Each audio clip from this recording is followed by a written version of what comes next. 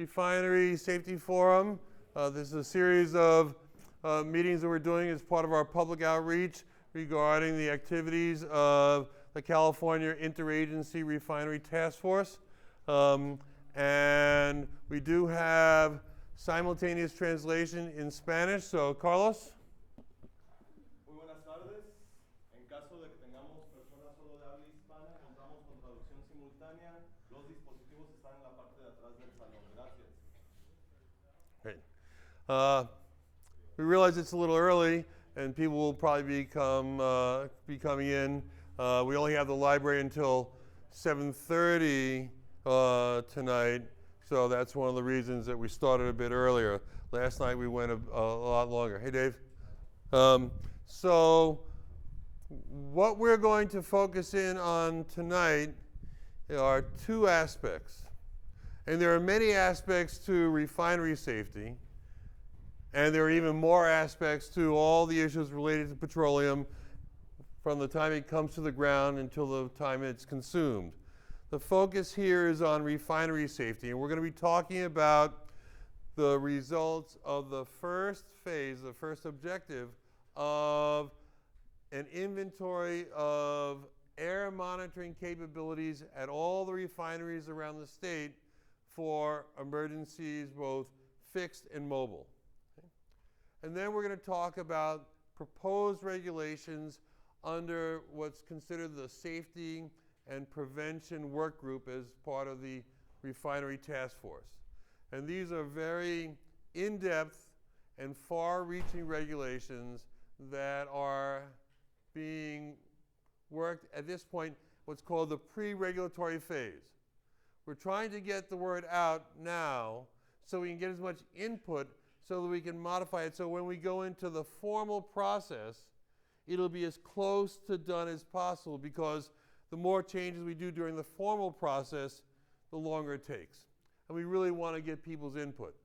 So we've done a series of forums around the state. This is our third in the past month. And then we've got another one tomorrow night in Bakersfield, so tell your friends. And then we've got another one back in Richmond on July 29th. So the way tonight is going to work is we will have a representative from the California Air Resources Board speak first on the inventory. And then we will have Dr. Gina Solomon from Cal EPA speaking about the proposed California Accidental Release Prevention proposed regulations and the similar ones that come out of the Department of Industrial Relations, known to you and me as Cal OSHA, basically. So we want to keep it moving. Then we will have questions and answers. Last night we had primarily comments, and we wrote a lot of the comments down. And again, we encourage you to do that. We ask you to focus primarily on the material that we talk about this evening. And that is, again, the air monitoring and these safety and prevention programs that we have here. So, did I forget anything? Got it? Okay. So the first thing I'd like to do is bring up Greg Vlasic with the California Air Resources Board, who's been leading this project. We got it. Who's been leading this project to develop the inventory, again, the first phase of emergency air monitoring capabilities around refineries. So Greg, please join them. Please join us. Thank you. Thanks, Paul.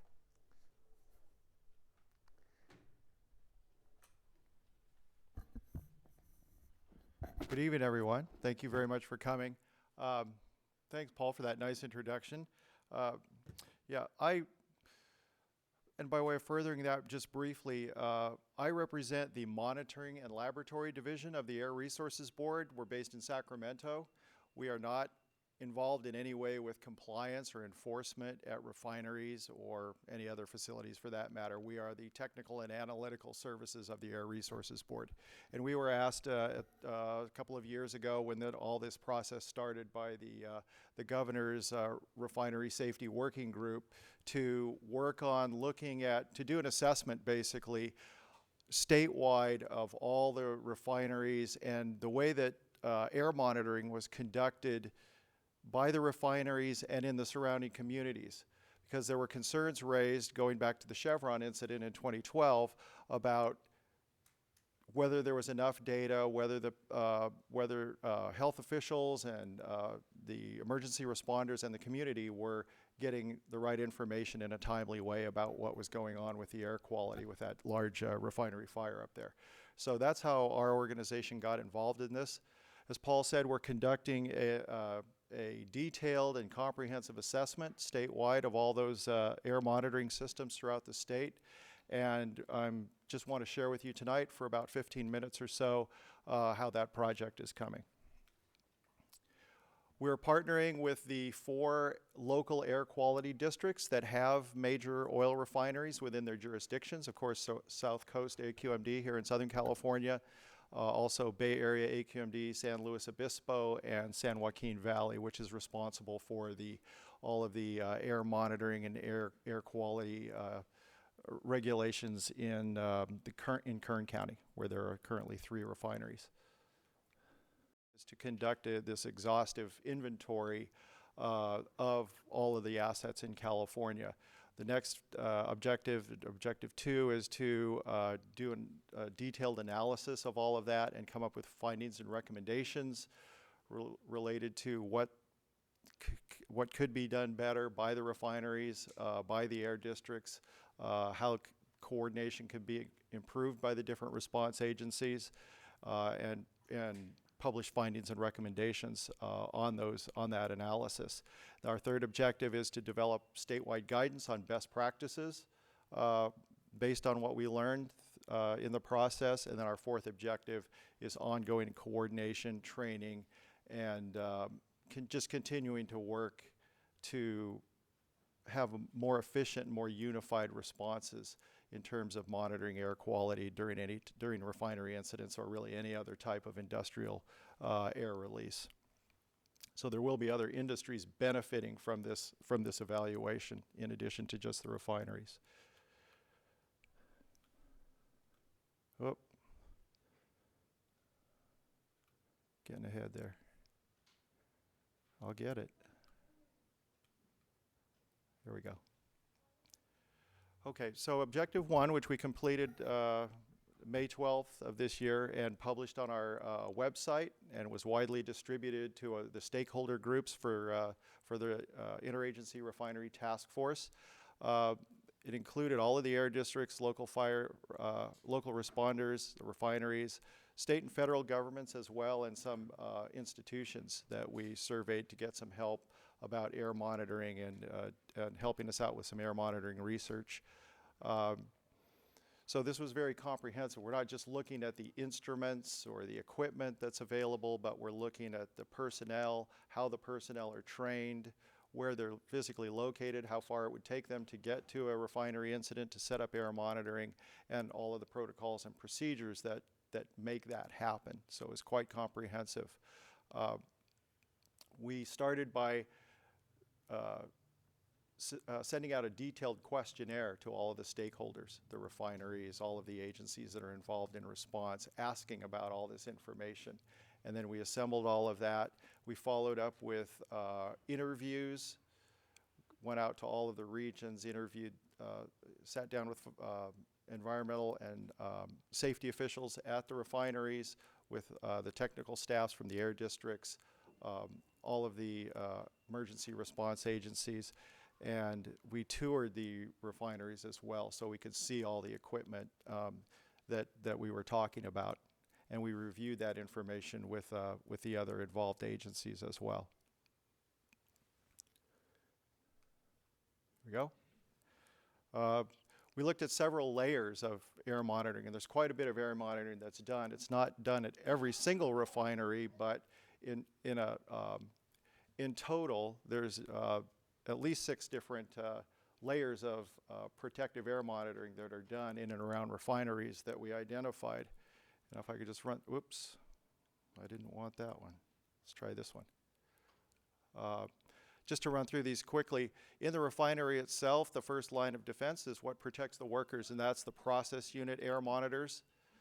The operators in the refinery also use personal and handheld monitoring devices when they're doing leak detection checks, things of that nature.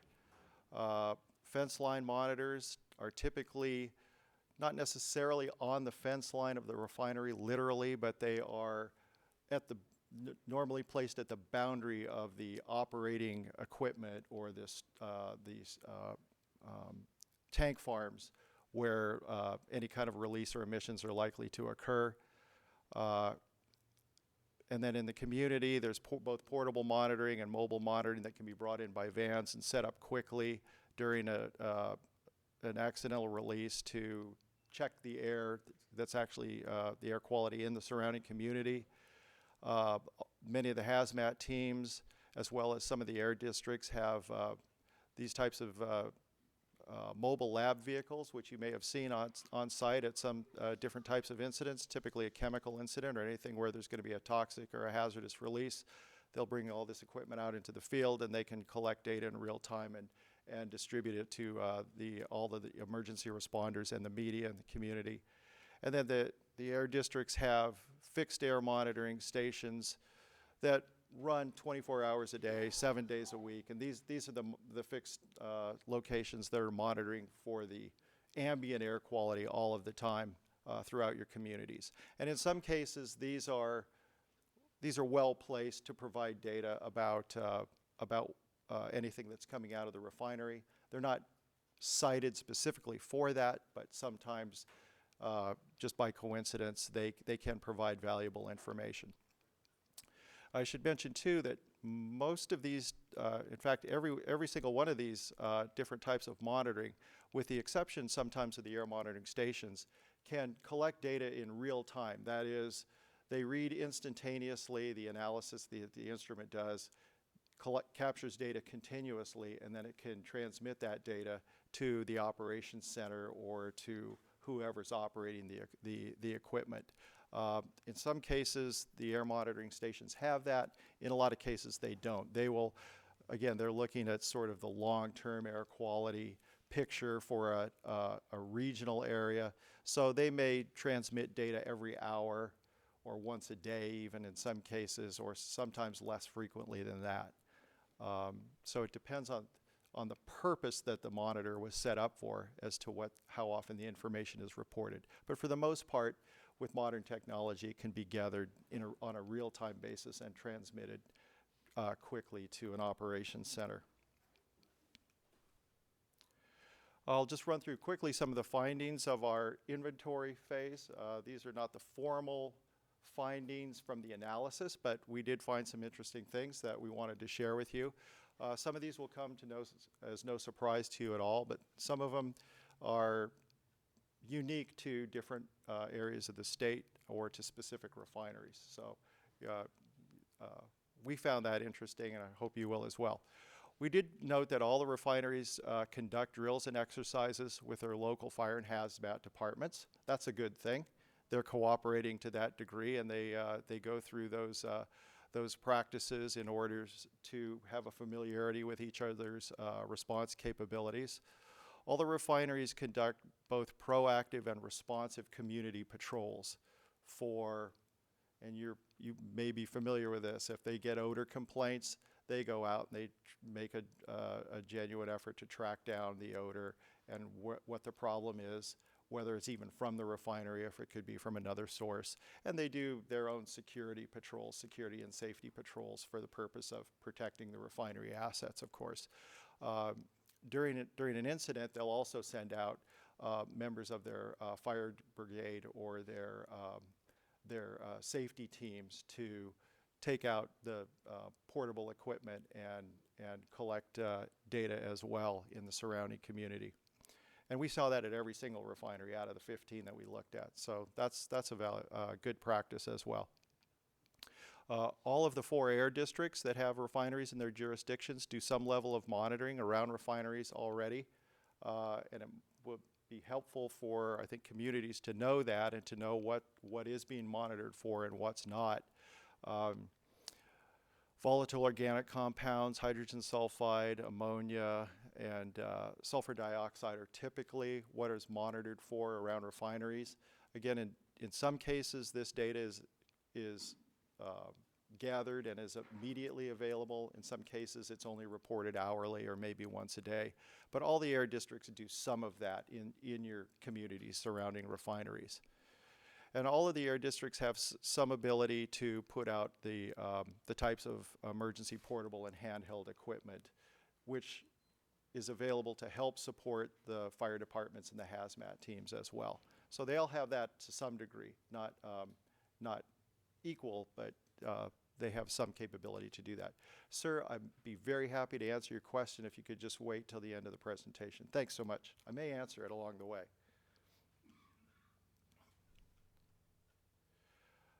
Several refineries that we investigated are currently providing live air monitoring data, both to their local agencies and on a public website.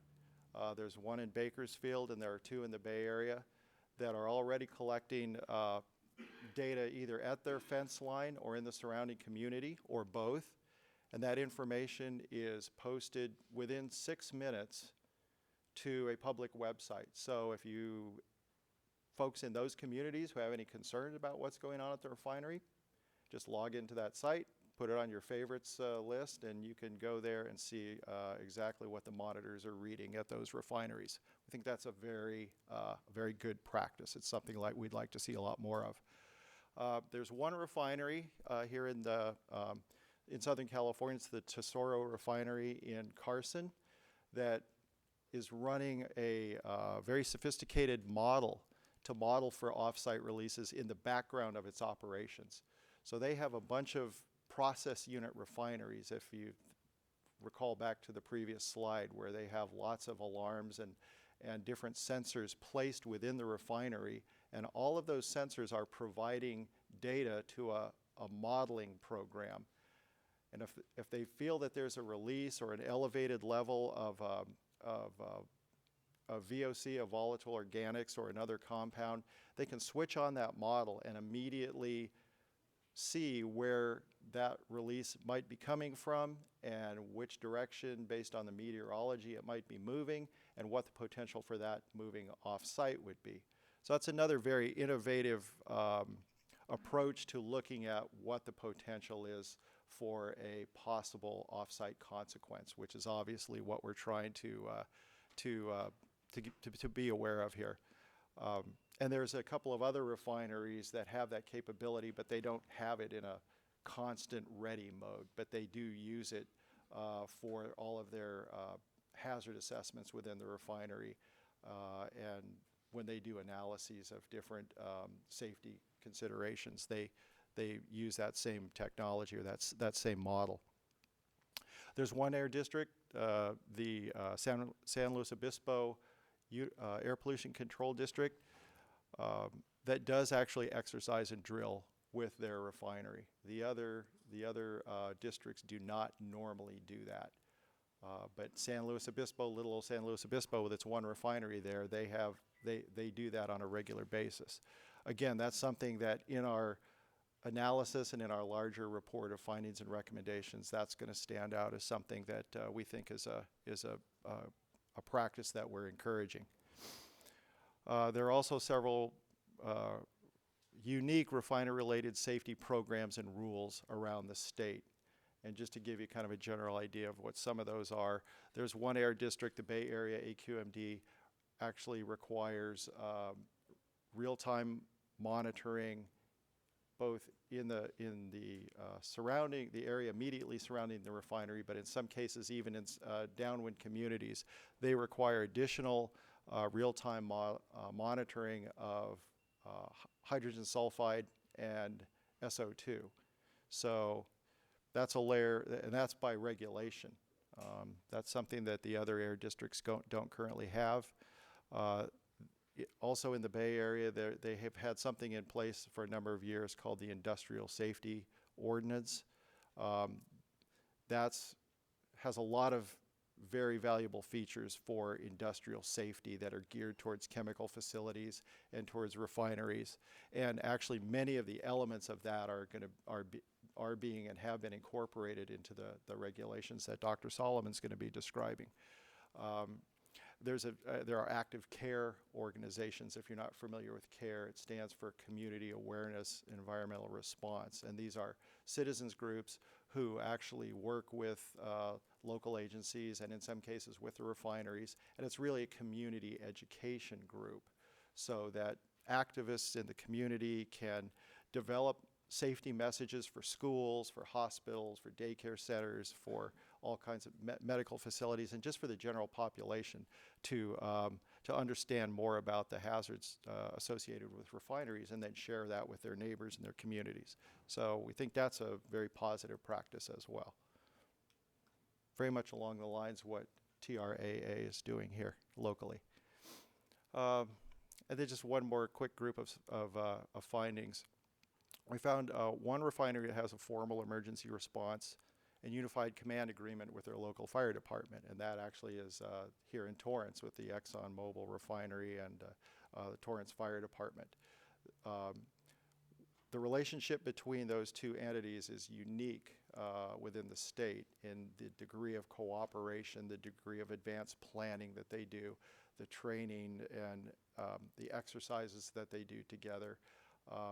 I know there's those of you probably in the audience who think it's insufficient or have expressed that, but the fact is you need to be aware that there are situations that are not nearly as good as you have here in Torrance in terms of the cooperation between your emergency responders at the fire department and with the refinery. The refinery has gone farther than some refineries do to make that a good working relationship.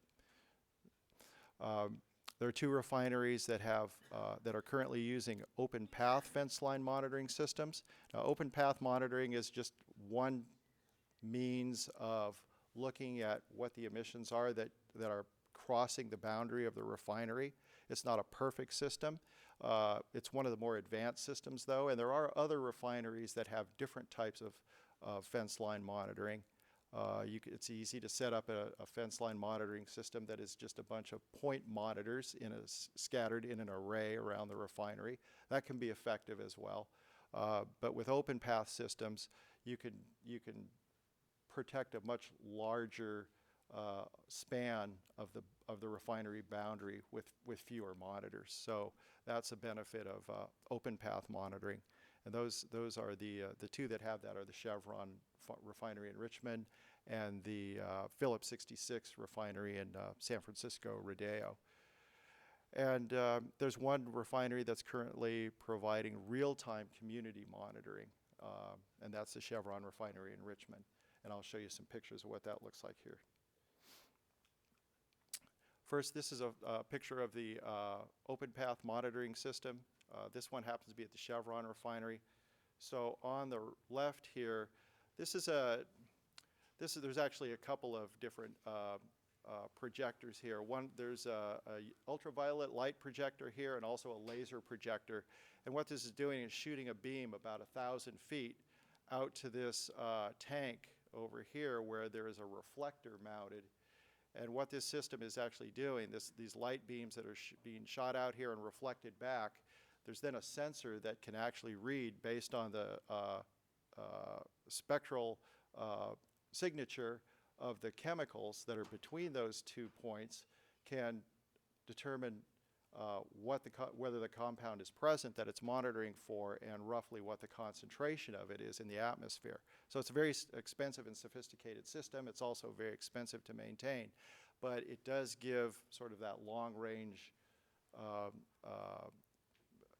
capability with just those two components to survey a long span of the refinery perimeter. And this will report, again, if this device does detect something, within 6 minutes it'll be reported on the public website and obviously to the refinery operator too, so they can figure out what's going on.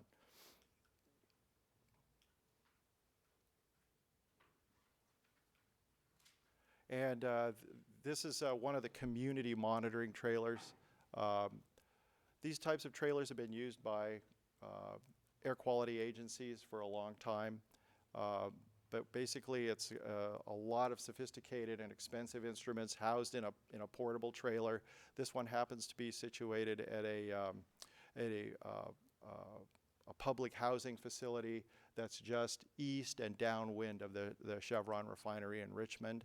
And Chevron has equipped and paid for and operates 3 of these trailers along the sort of the downwind east side of the refinery, which is where the residential communities and the businesses of Richmond are. So this is beyond the fence line and actually into the edge of the communities. And again, this trailer can report back immediately any chemical concentrations that are detected by any of the number of instruments that are in there. And it's actually equipped with several instruments, additional instruments that will turn on if the pollutant level exceeds a certain threshold of concern.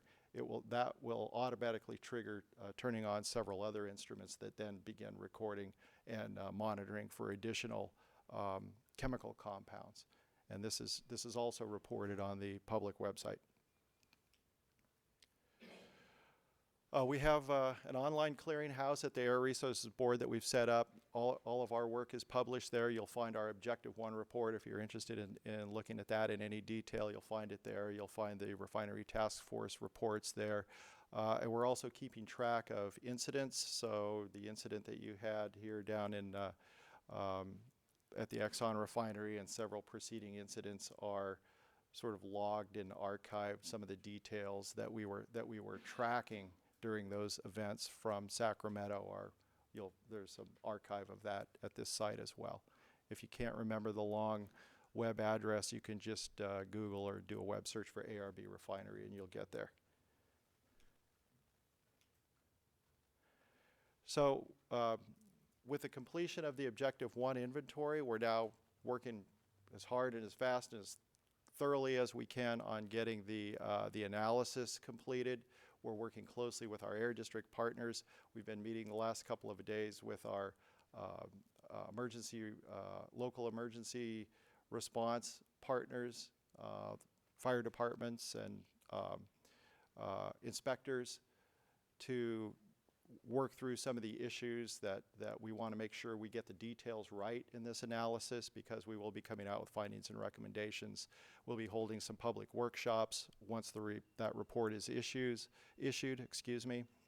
and we'll continue to assist locals with getting the resources that they need to fully implement these programs, because there's a lot of complex information, as you're going to hear, a lot of, I shouldn't say information, but projects and programs that are being developed through these proposed regulations that are going to all work towards making communities safer from potential refinery accidents.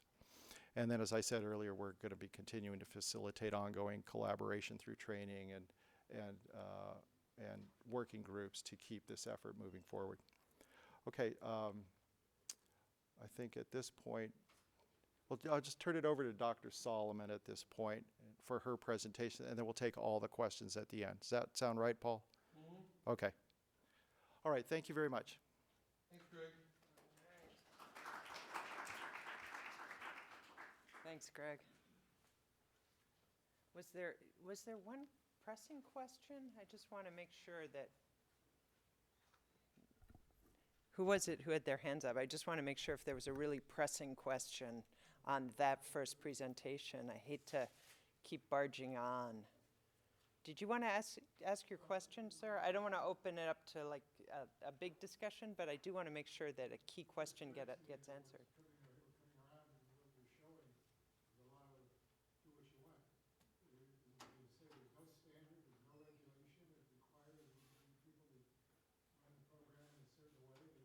Oh,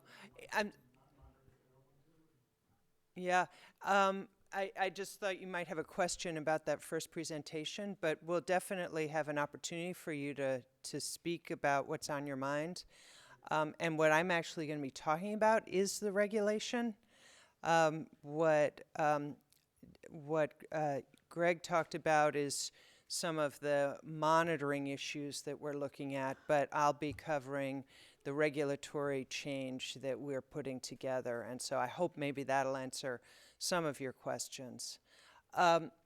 What we're doing, what I'm going to be talking about are these, there's going to be a little bit of a word salad in this presentation because there's the process safety management regulations and the California Accidental Release Prevention Program amendments. And so I'm going to be covering both of those in this presentation. And these originated with a report that came out of the governor's office in February 2014. And that report was because the governor's office was very concerned after the incident at Chevron Richmond, directed that a working group be created to really look at not only how to do better emergency response and air monitoring, but also how to prevent incidents, do a better job with safety and prevention in California. And so the key recommendations were around strengthening these two programs, PSM and CalARP. And in particular, there were 6 key areas that were recommended around to be strengthened. And so what I'm going to do in this presentation is go through how we are strengthening each of those. And there were even a few additional areas the governor's report mentioned, and we touch on at least 2 of those 3 as well. So the pre-regulatory proposals are now out.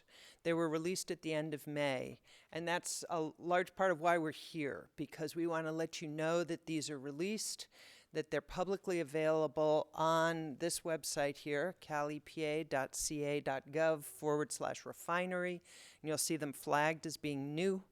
And you can download these documents as PDFs and read through them.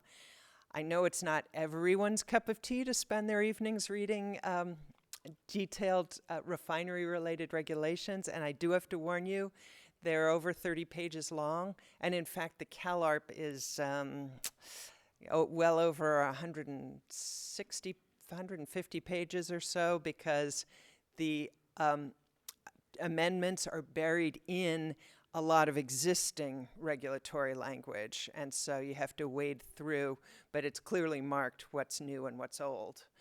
The PSM is all new, so and is very much similar. So why are there 2 regulations? Well, there are 2 regulations because the jurisdiction of what goes on inside the fence line really, for worker safety and health belongs to Cal OSHA. And outside the fence line is regulated in a different way by the California Office of Emergency Services, and we have Chief Campbell here in the audience, coordinated by Cal EPA, hence my role, and then implemented at the local levels by the CUPAs, the Unified Program Agencies that we have several representatives of the local CUPAs from the LA area here. And so there have to be 2 sets of regulations to manage to cover the entire refinery, inside and out. But we also want them to really be parallel so there aren't gaps. So what are we doing? Well, we're in the middle of a process here that is very carefully integrated because we want to move both regulations forward. We are doing a set of safety forums and advisory meetings right now. Then we will be taking all of those back, making some changes based on what we hear at this meeting tonight and from all the other meetings that we're having. And we will be, all going well, going into a formal rulemaking process round about October or November. At that point, there's a very specific process we have to follow that will involve at least one more hearing and a public comment period, so there'll be another opportunity to weigh in the future. But now is a good time to let us know what you're thinking, because you can shape these regulations in a positive way.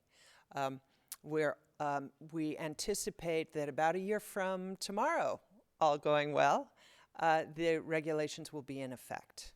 And that should change actually quite fundamentally how things are done in refineries.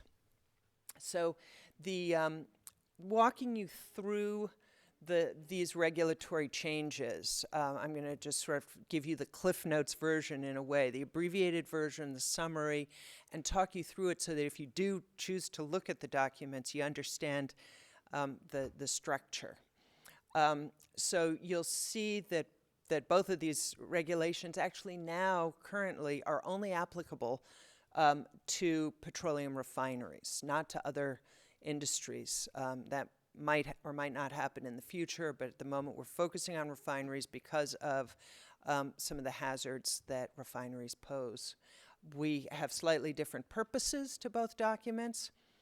The Accidental Release Program is around protecting the health and safety of communities and the environment.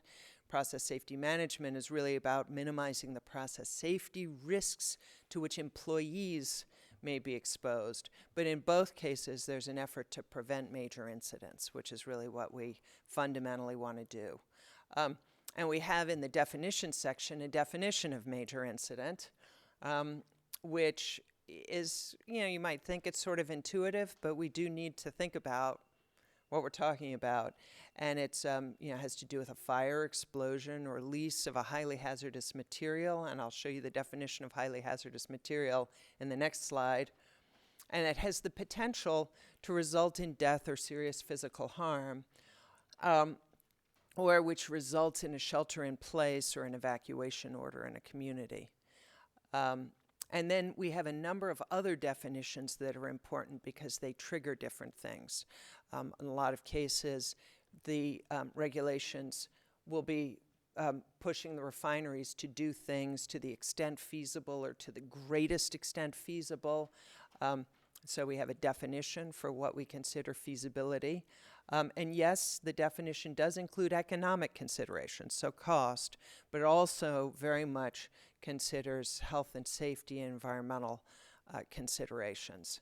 So we're going to be very, expecting them to do things that will make their processes safer. And then we also trigger a lot of things when they make major changes. We have a definition there of major change. And so I told you I would define highly hazardous material. It's any substance that possesses a toxic, reactive, flammable, explosive, or other dangerous property, exposure to which could result in death or serious physical harm. And then there's also an appendix that's pre-existing in these regulations. All of those substances are wrapped in. Then we also define what a refinery process is, and there are a number of other definitions that you'll see in there.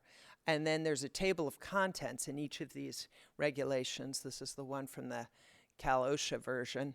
So you can see it's about 35 pages long, and I highlighted a number of the sections that are exactly the issues that the governor's office, the governor's report said you need to make these changes in order to address, and try to prevent issues like what happened at Chevron and now like what happened here in Torrance.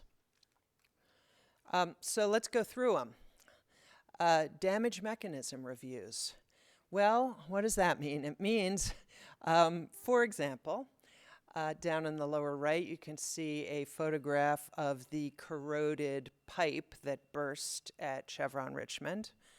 Corrosion is a well-known and the most common damage mechanism at refineries because of all kinds of factors that have to do with the materials in these pipes, as well as even external corrosion from just the elements, but most particularly from what's going through the pipes that can be highly corrosive to the metal.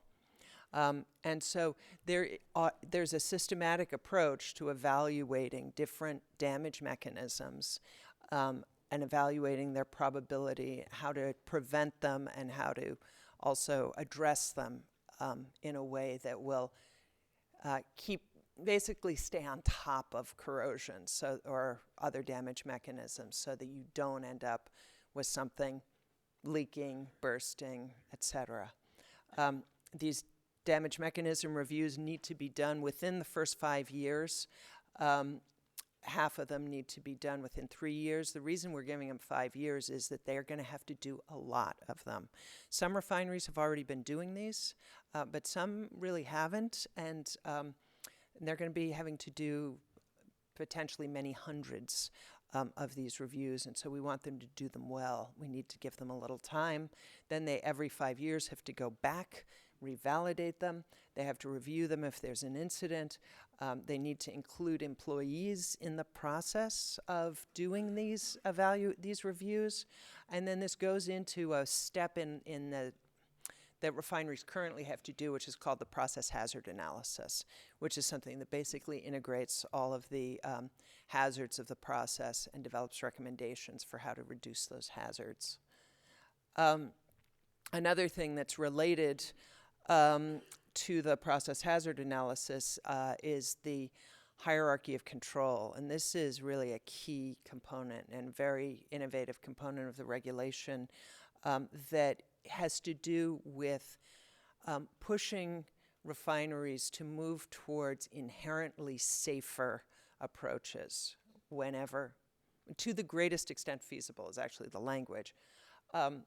So the hierarchy includes at the top first order inherent safety. So that would mean taking a very dangerous chemical, swapping it out, getting rid of it completely, replacing it with something less highly hazardous. And that can be done and has been done in the refineries in the past. So that's something we definitely want to encourage, and more than encourage, really push for the refineries to do whenever possible.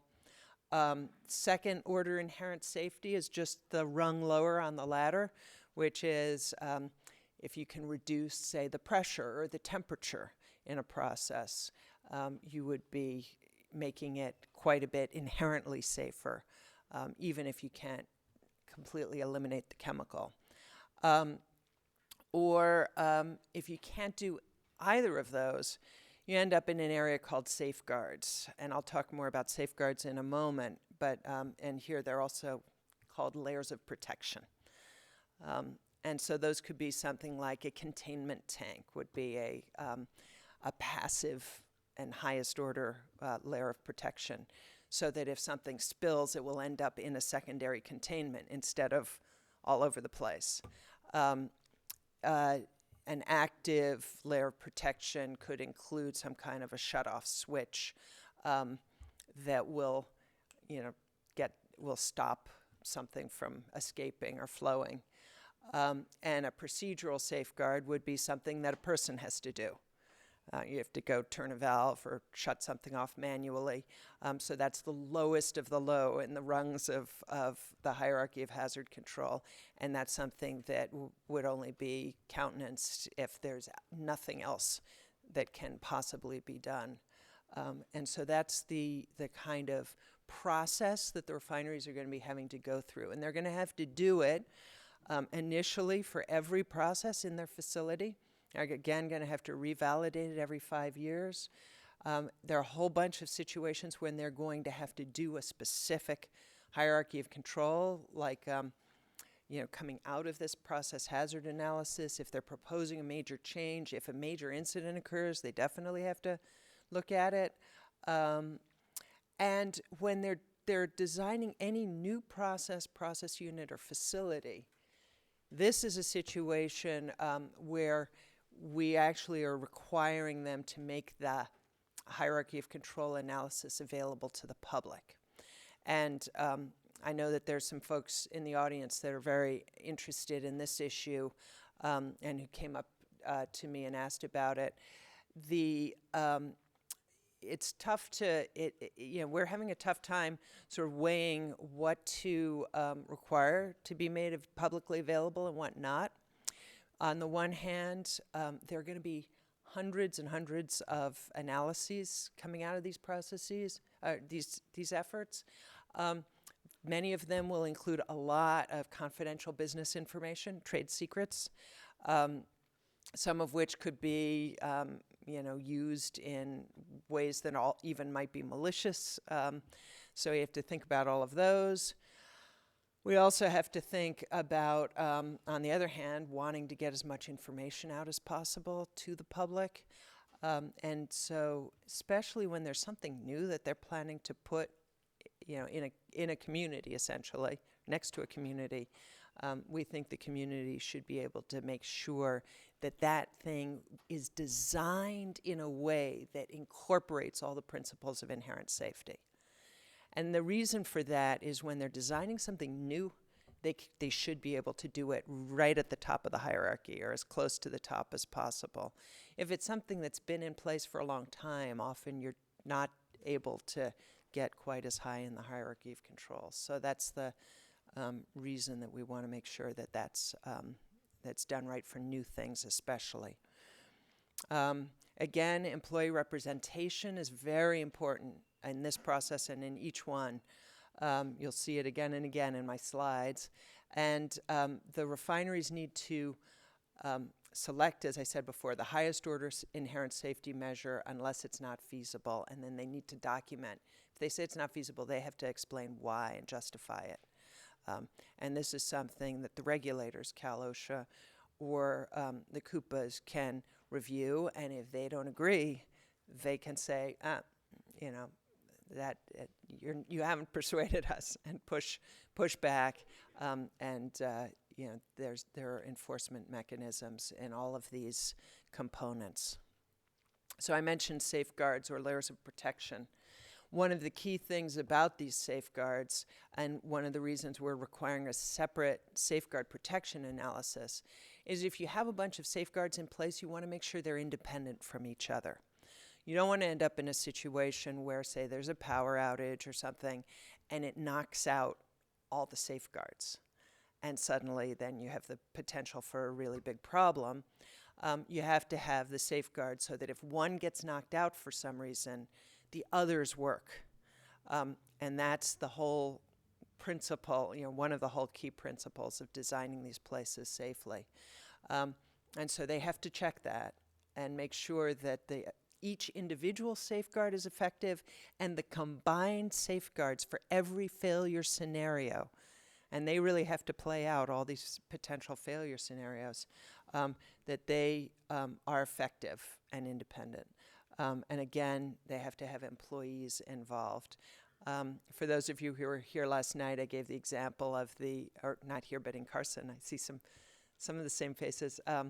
Gave the example of the pipeline leak in Santa Barbara and the fact that that pipeline did not have an automatic shutoff valve. And although automatic shutoff valves are required on pipelines in California by the state of California, that pipeline crossed state lines. The operator back historically had challenged the state's ability to require an automatic shutoff and had won in court. So they got that fleeting court victory, but now they probably wish they had that automatic shutoff valve. And we think similarly, a lot of the refineries do have a lot of these systems in place, but we also think that pushing them to do these methodical safeguard protection analyses will get more of these kinds of things in place, which we'll all be grateful for later, because they can prevent big incidents.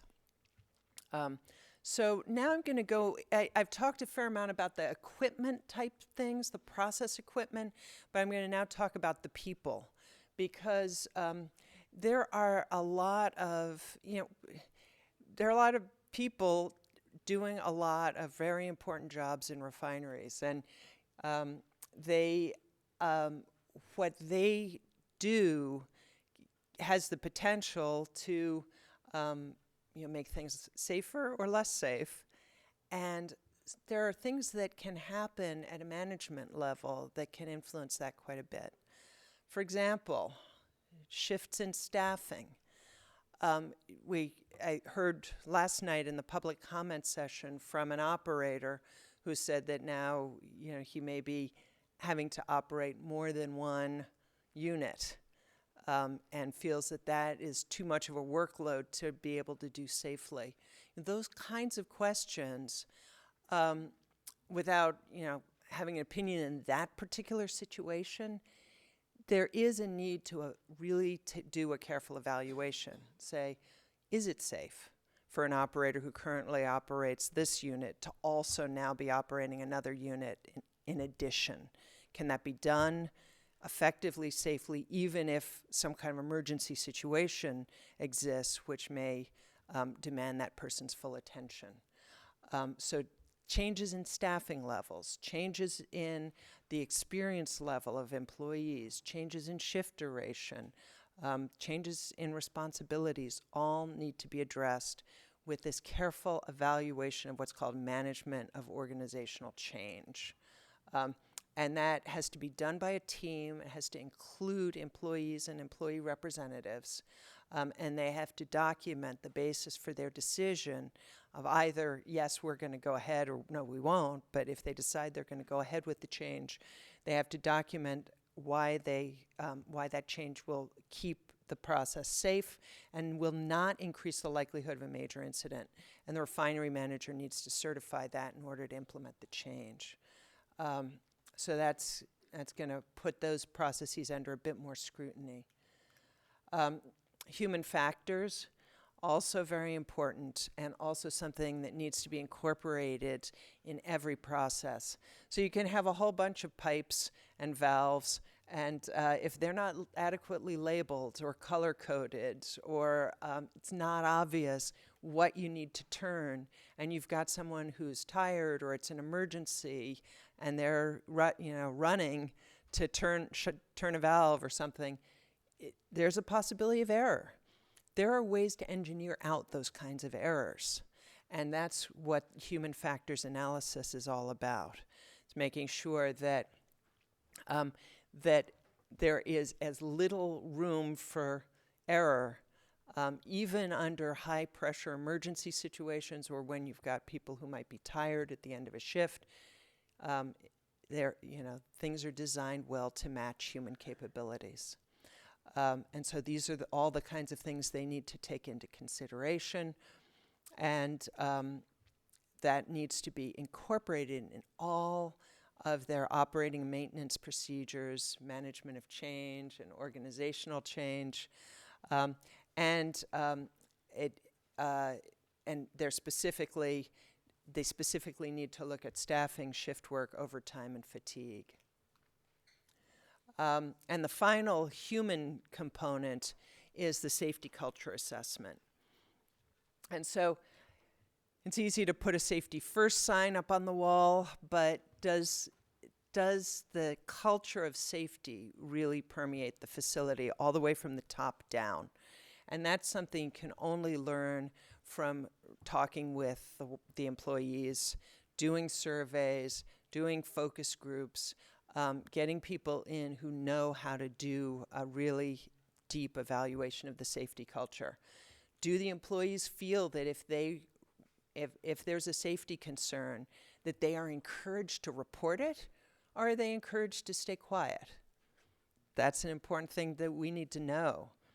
Are there reward or incentive programs in place that incentivize production, for example, and may deter reporting of incidents?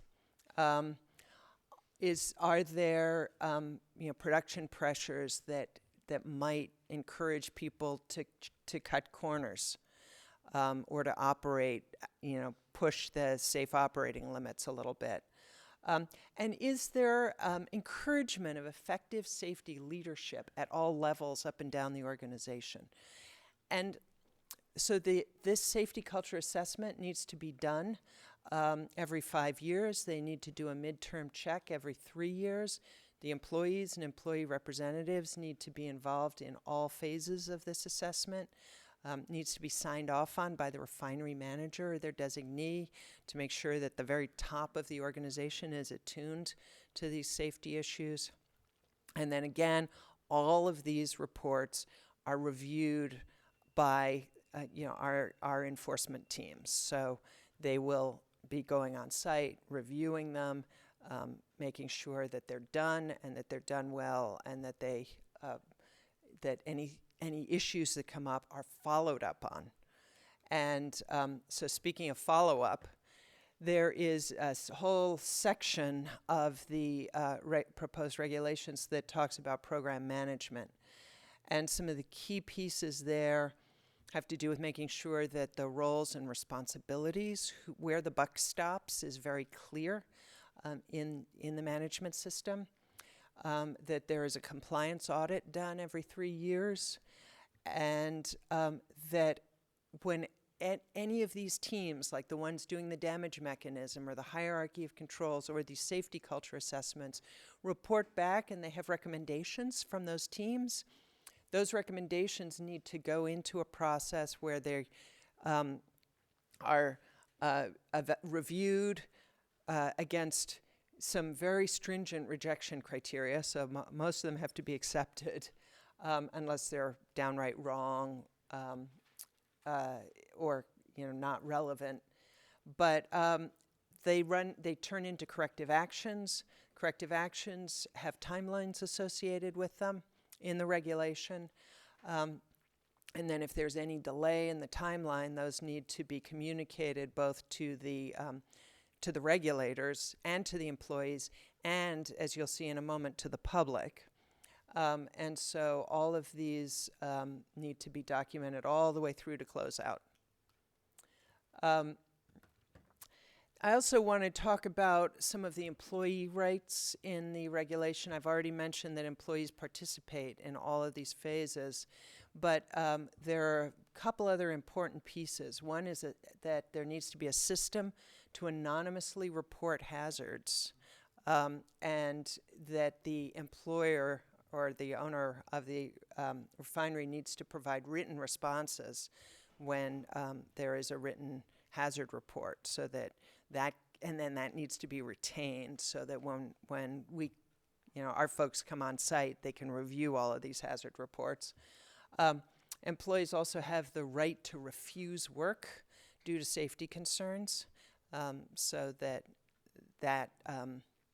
also a right that would be enshrined in the regulation.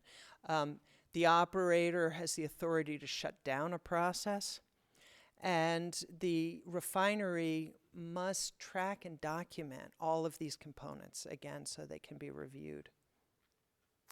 And then finally, we're hoping that it's not going to come to this terribly often.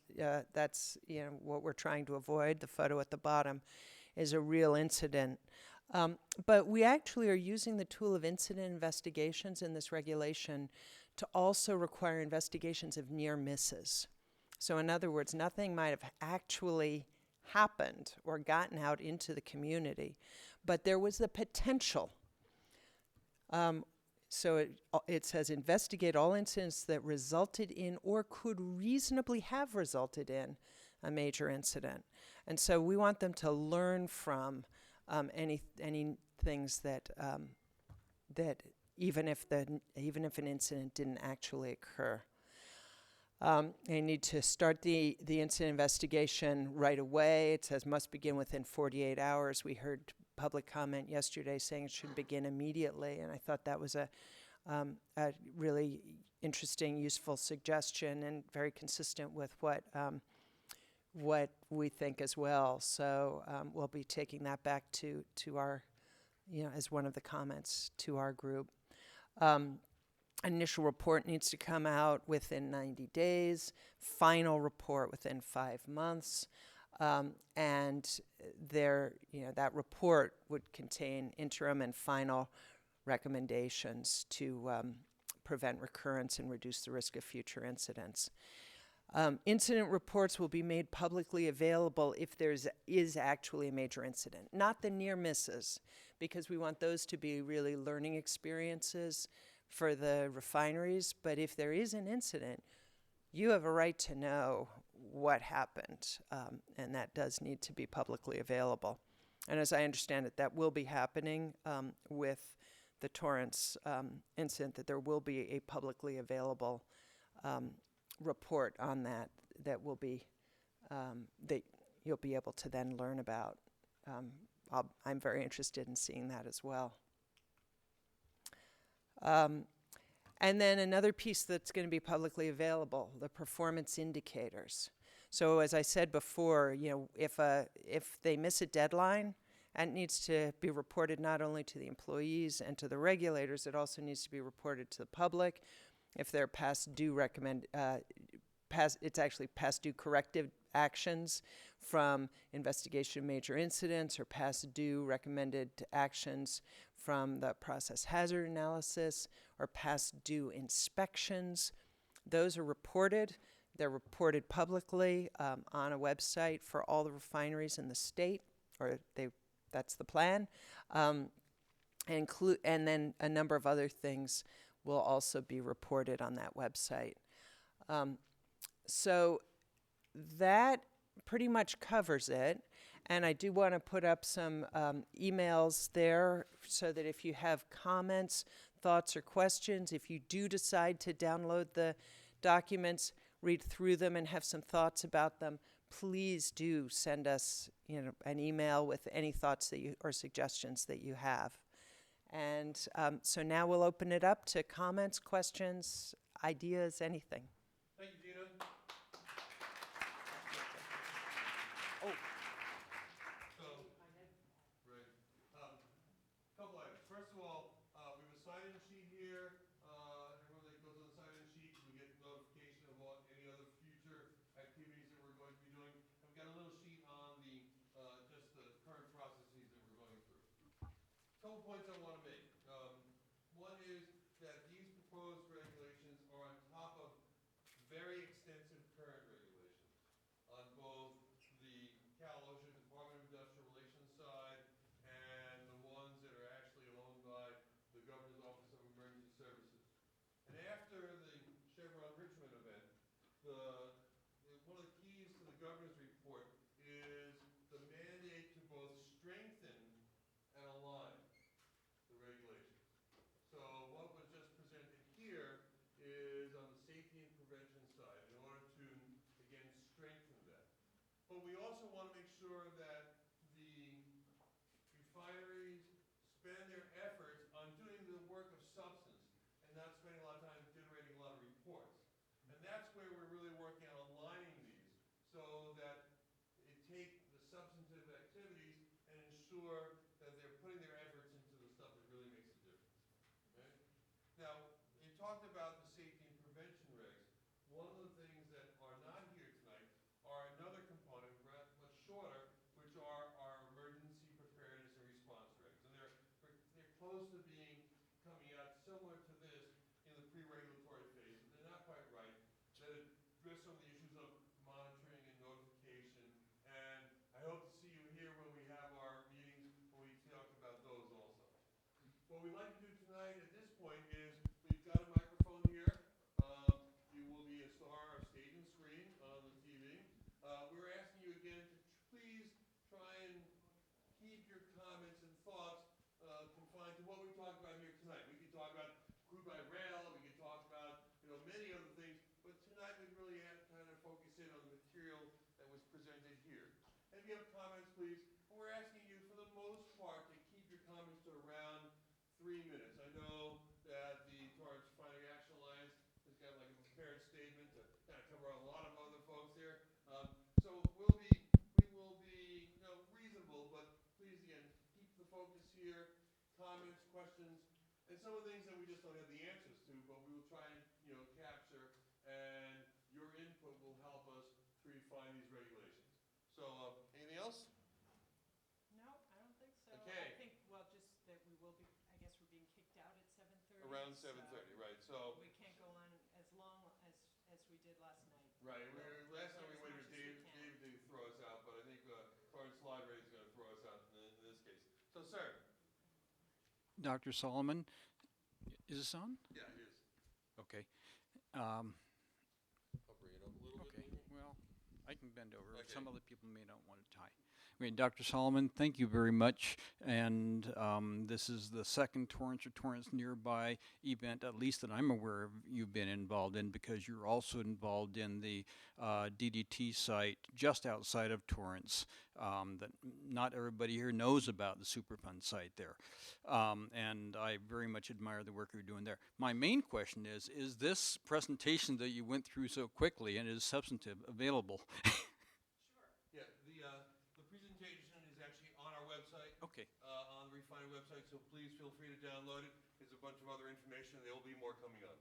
Thank you. calipa.ca.gov/refineries, and you can get the presentation there. And if you have any trouble with it or you wanted it, is it in a PDF or a PowerPoint? It's a PDF. It's in a PDF, so if you wanted any other format, contact Paul or any of us, and we'll get it to you. Hello. Good evening. My name is Tony LaMadrid, and I'm glad that you guys came over. I guess some of my co-workers were with you guys last night, and I thank you for the time that you are taking for this. My concern right now is I'm a refinery worker, and I'm also an emergency responder. I've been on the same company for the last 32 years, and both as in the operations department and also in the ERT, emergency response team. My concern is this, and I bring it up to you guys as we did it to the council in Wilmington. I work in the refinery Phillips 66 that is in Wilmington. And our concern is that all this PSM that has been presented to us has been with the purpose precisely to create a safer environment for our communities. But at the same time, there are certain decisions that have been taken on the company, by the company, that are going to risk all that just simply because of money. We understand that we are in this business for the money. We work to get paid, and we are there to have money for our families, for everything that we want. But at the same time, I want to go home in one piece. I want to go home at the end of my shift and being able to spend time with my family, spend time with those that I love. And there are some decisions that are made by the company, and let me give you just an example. People from OSHA are familiar with this date probably, March 23rd, 2005, Texas City, BP. There was a big explosion that killed 15 people and 180 people were seriously injured. The main case, the main factor in this tragedy was, and this was studied by the Chemical Safety Board, was the reduction of staff, fatigue, cutbacks on repairs and maintenance, and an attitude of what they call it the checkbox attitude, which means we don't do it, but we check it anyway. And this happened in a unit just like the unit that I run, exactly the same, an isomerization unit. And when BP took over this refinery in Texas City in 1999, in 2005 they had this, and the first thing they did was cut back from these jobs. It was a unit that was run by 3 people, and they cut it down to 2. The day that they were starting up, and this was not an emergency startup, it was a program to start up.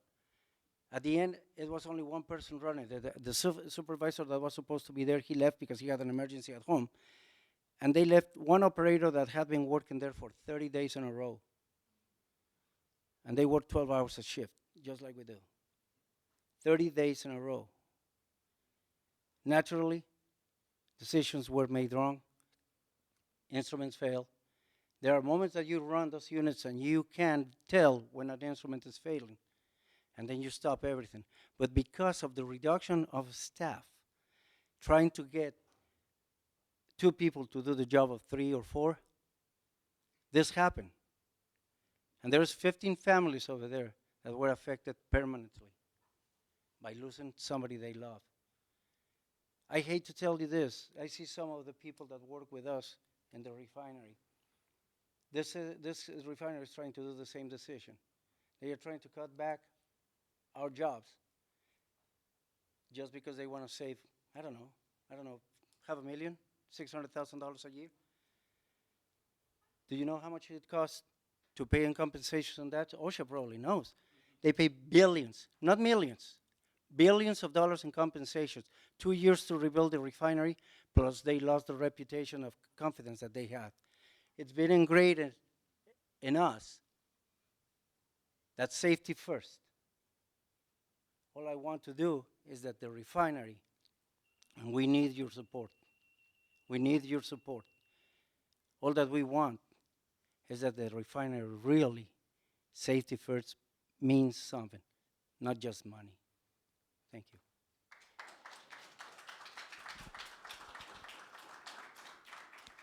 I just wanted to respond to that, just to point out that there are a number of aspects in this pre-regulatory draft proposal related to that, as you heard, so around some of the human factors pieces and the safety culture assessment and the management of organizational change pieces that I talked about. Our regulations, unfortunately, are still pre-regulatory and won't be in place until about a year from now. So they're not in effect. But thank you for your comments, because I think they do speak to some of the issues that we've heard in general as things to be aware of historically and currently in the industry. Okay, my name is Sally Hayati, and I'm with the Torrance Refinery Action Alliance, which was formed after the February explosion at the Torrance Refinery. Our regulatory system really is in need of reform, and we appreciate the efforts of the Interagency Refinery Working Group to do that. But there are barriers to success that we haven't really heard discussed. Not everything can be discussed in this short amount of time, but regulatory agency staffing levels and budgets are insufficient. Enforcement mechanisms and penalties are too weak to force compliance. When incidents do inevitably occur, our government agencies have insufficient budgets to perform thorough and quick investigations. And penalties for incidents are so modest they don't have enough deterrence effect. Criminal prosecution is rare. So we're hoping that some of these barriers will be addressed in addition to some of the more detailed regulatory issues. But one possible solution that we have heard mentioned is for refineries to develop a culture of safety. And this would be a terrific thing if it could be managed. But even though the Supreme Court has declared corporations to be people, but nevertheless, corporate culture is still pretty limited.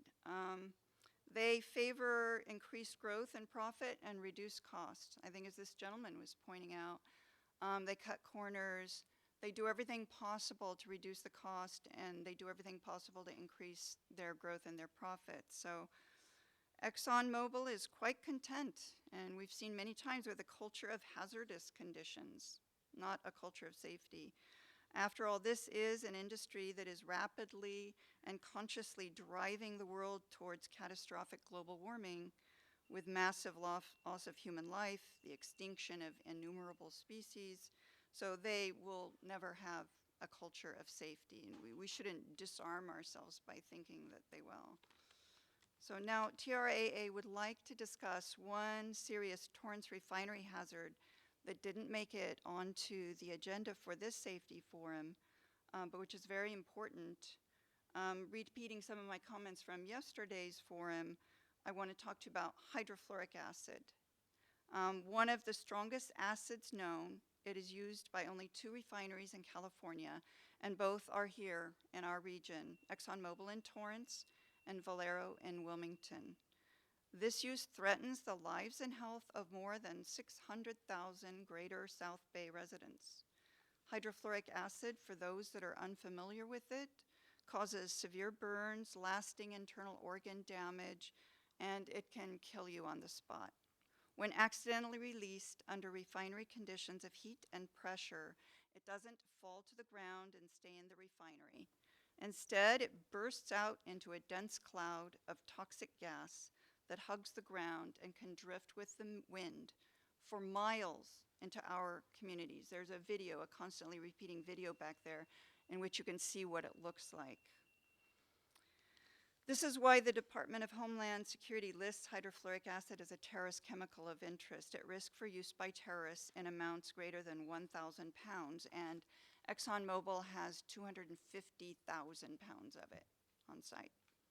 Now, both of these refineries use a slightly less deadly version called modified hydrofluoric acid, which is just as toxic, but the difference is that a smaller cloud forms from a modified acid spill than would form from the same size spill of pure hydrofluoric acid.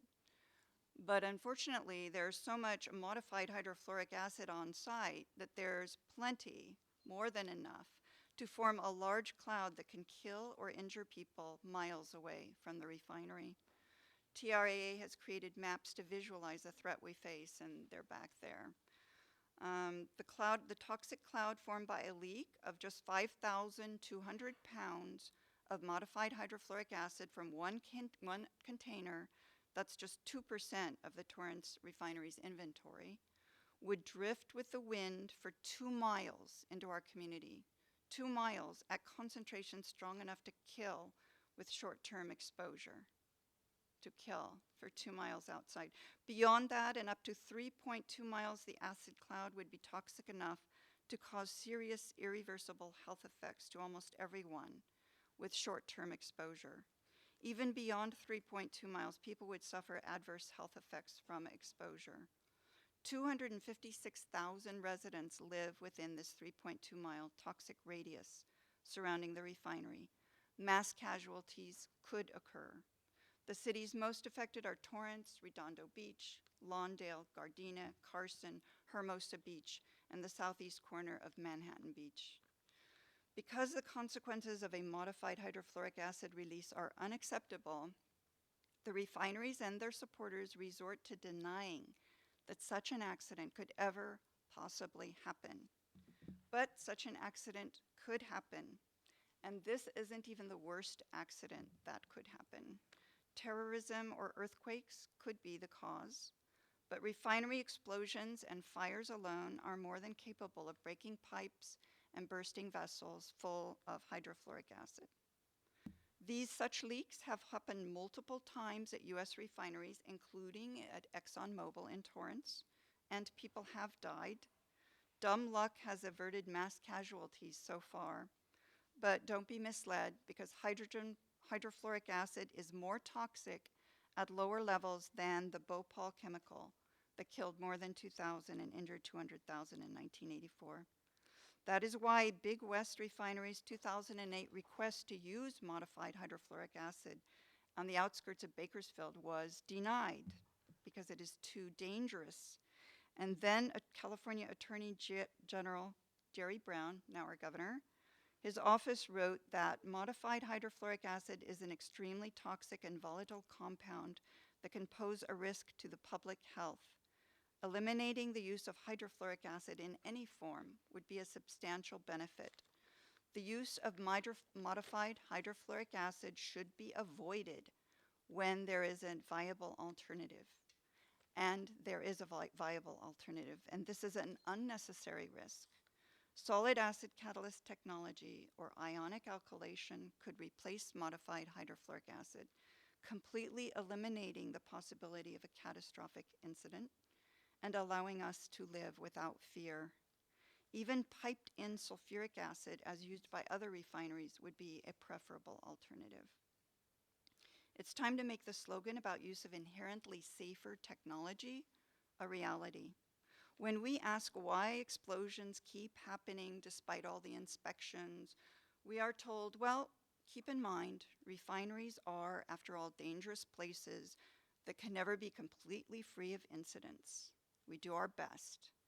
When we ask to get rid of modified hydrofluoric acid because of that risk, then we're told, well, the refinery is actually a safe enough environment for this toxic and volatile chemical, and we shouldn't be concerned. But I see this as a kind of a form of industrial terrorism. We spend billions, the taxpayer, billions, trillions of dollars to protect ourselves from Islamic terrorism. But they're not a few $1,000,000 to protect us from this kind of industrial terrorism. It's there, it's been in place for a few years, therefore it should stay because it would take some money to get rid of it. But I think that's not a good argument. And I think we need to fight the people who live here in this community, do everything we can to get rid of this threat before an incident does happen. Thank you.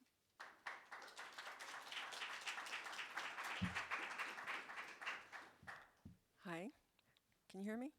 Okay. Question for the Air Resources Board.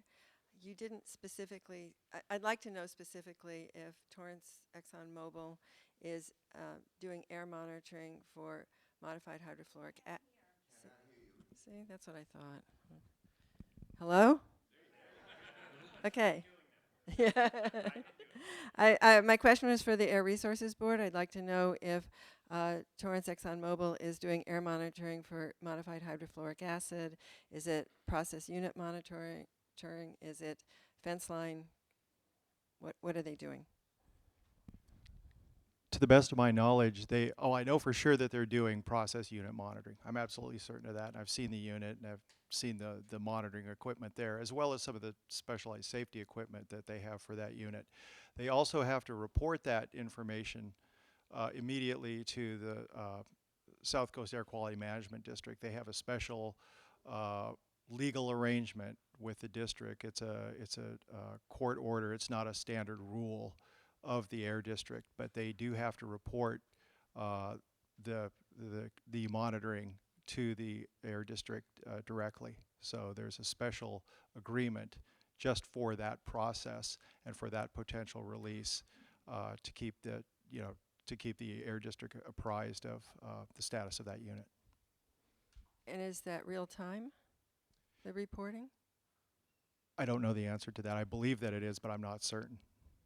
And you don't I'm know not familiar with every single monitoring process at all 15 refineries. Okay. But I can find out for you. That's a really good question. And we can certainly check into that and let you know And through fence- the And you don't know about alliance. fence line? You don't know if there's anything beyond the process unit monitoring? Not that I'm aware, but we can check into that as well. Okay, and then I have a comment for Dr. Solomon. When you were talking about the human factors, and you're talking about color coding, got to be sure that nobody who works in the unit is colorblind. And a fair proportion of the male population is colorblind. So. And that's exactly the kind of thing that would need to be considered in a human factors analysis. So the question might be, well, is color coding good enough? Well, it might not be, and so what needs to be done to make sure that somebody who is colorblind will turn the right valve, that kind of thing. So. Okay, and so now I'm going to be sort of repetitious, but there's a new audience here today. Connie Sullivan, I'm with the Torrance Refinery Action Alliance. I'm a business owner on Hawthorne Boulevard, a pet clinic. We're about a mile west of Crenshaw Boulevard, where the refinery blew up its electrostatic precipitator in February. And that was a wake-up call for me. Because we're located west of the refinery, I always thought we were kind of safe. But on that day, the greatest concentration of the dust fell in an area where we have located where our clinic is located. And so I can't be lulled into complacency any longer. I had thought that Torrance had gotten the refinery to phase out the highly toxic hydrofluoric acid back in the 1990s, and I kind of went back to sleep, but now I've awakened. And now I know that that's just not true. They're still using it. Now I know that the people who negligently blew up their very own refinery in February store, transport, and use the deadly modified hydrofluoric acid. And now I know that this deadly hydrofluoric acid is trucked to the refinery along the freeways. And I'm not quite sure how often that happens, but newspaper reports say that's anywhere from 2 times a month to 4 to 5 times a month, endangering everybody in the entire region. It's probably even more dangerous if an accident were to, for sure it's more dangerous if an accident were to occur on the freeway than if it occurred in the refinery, where I'm told by the AQMD that there are those sensors, and if they sense that there's a release, then there's a deluge of water that pours onto it. But that isn't going to happen on the freeway if there's an accident. So I believe, I'd like to ask that you employ a first order inherent safety measure and have the modified hydrofluoric acid phased out of use at the ExxonMobil Refinery. And to any of those in the audience, if you'd like to join our group, the Torrance Refinery Action Alliance, we have sign-in sheets and we have a petition to ask that they phase out modified hydrofluoric acid. So please sign that. Thank you.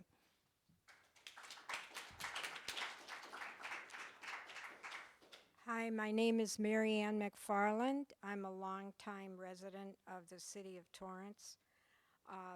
First, I want to commend you for the good job you did in incorporating some of the comments we made last night into tonight's presentation.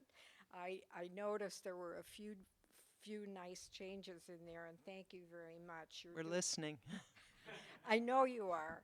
And unfortunately, some of the things we talk about, I know you can't do anything about. And so forgive us for using this as a forum to get the message out to people in Torrance. There have been 10 fires and or explosions since 1979 until the one that just occurred at the Torrance Refinery. And if any of you live in the area, you've gotten the propaganda, that's exactly what I'm going to call it, where they put door hangers on your doors and tell you how safe they are and da-da-da-da-da-da-da-da-da. Well, we have it on good authority from a reliable source, and I think that was confirmed here with the comments made, that this last incident was a near miss. That's totally unacceptable when you're talking about something like hydrofluoric acid. And it needs to leave the state. There's only 2 refineries that are using it, and I hope the governor is listening, because this needs to be legislated out of here.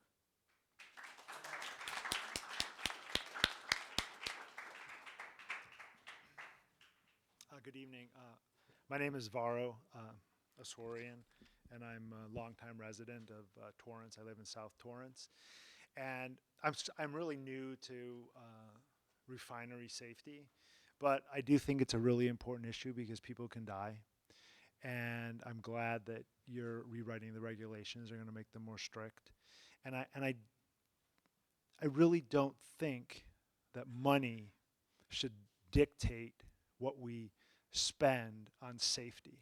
If someone can die, then no amount of money can convince me that that safety regulation or mechanism shouldn't be in place, because a person's life is worth more than $1 million, 10 million, 100 million. So to save $600,000 a year seems ridiculous to me. So I would strongly state that economic factors should be a very small piece of the regulation, and not let them easily wiggle out because of financial reasons. Because if people can die, then someone lost a loved one.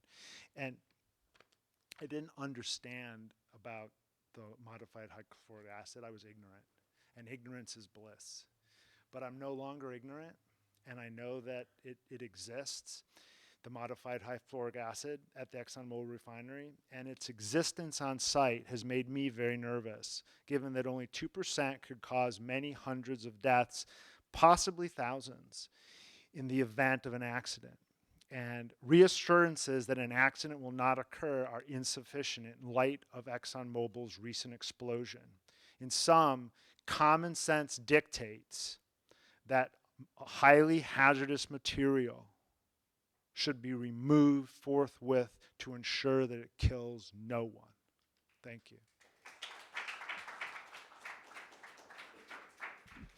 Good evening once again. Good to see you after last night, and I really appreciate all the time and quite frankly, patience that you've displayed with all of us, and I know that all of us appreciate the extended time you've given some of the comments.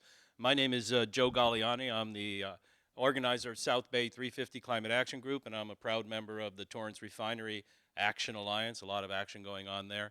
I want to say that both of our groups strongly support the workers and their quest for safety. We would invite any worker that wants to come and speak to our group about safety and help educate us. We believe that there's a partnership between us looking for safety both inside and outside the refinery, and so your struggle is our struggle. I actually have a question tonight, and I don't have any comments to make beyond it, and this is quite serious for us. We've seen a terrific response to the Chevron Richmond explosion. And there we've seen quite a citizen activist participation in both the safety of what happens at the refinery and the rest of the operation. So I asked the three of you, how can we use our Torrance Refinery Action Alliance to grow it and have the same kind of relationship with first responders and with the refinery here, and quite frankly the leverage that the community and citizens groups have in Richmond? How can we get there? Wow, that's an interesting question. I have to say, I think you're well on the way. We've all been very impressed with how organized the group is. We had a meeting here in Torrance. Gosh, I guess it was a little less than a year ago, and there was almost nobody in the room. Oh, we hadn't had the explosion yet. No, exactly. So it was very quiet, and we thought, oh well, there's not a lot of community concern here, but we nonetheless promised to come back, and obviously with the incident here, we certainly came back, and seeing a lot of folks who are now asking a lot of questions, very engaged, expressing concerns, opinions on what we should be doing and what others should be doing is, I think, a sign that you really have a growing, growing political force that you're marshaling here. Might it be a recommendation in your report that there be a closer connection between the community group and the refinery to improve safety? Well, it's funny. We're actually trying to create something here. I'll let Paul take over on that. Well, one of the purposes clearly stated in the report that Dr. Solomon referred to talks about the safety forums as being an avenue to maximize the dialogue between workers, community, environmental groups, and the refineries to try and both educate and come to some resolution. And you probably know that I met with your group last week. And, the thing is that as members of the community, being vigilant, it is your community, basing your work on science, because that's where, it is science that drives that, I think will have some impacts. And working with the refineries, because they don't want the place to blow up either. Right? That's far from their intent, and they've taken a lot of effort. I think all the efforts we're taking, and with working with you, will continue to make these places safer. And notice I say safer, right? Because we are dealing with hazardous materials, and they are hazardous. So I'd say keep on the work based on science. Be vigilant, and let's bring out your friends and neighbors so that we can keep working on coming up with real solutions. Okay. Ladies and gentlemen, you've heard it from the experts. If we want to have the kind of influence and impact with our refinery that they have in Richmond, we need you to join us and strengthen our many fingers together into a powerful fist. Thank you so much for your time.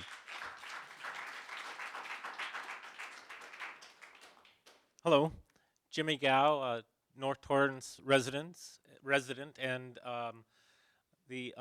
also a member of the TRAA and president of the Torrance Democratic Club. while members bringing up the MHF and are very concerned about that, I'm still kind of hung up on something else, and it goes back to the California Senate hearing that was, are you familiar with that? And the AQMD, you were there, and the AQMD presentation that was made. And so first the question, are you aware of a safe level of asbestos exposure?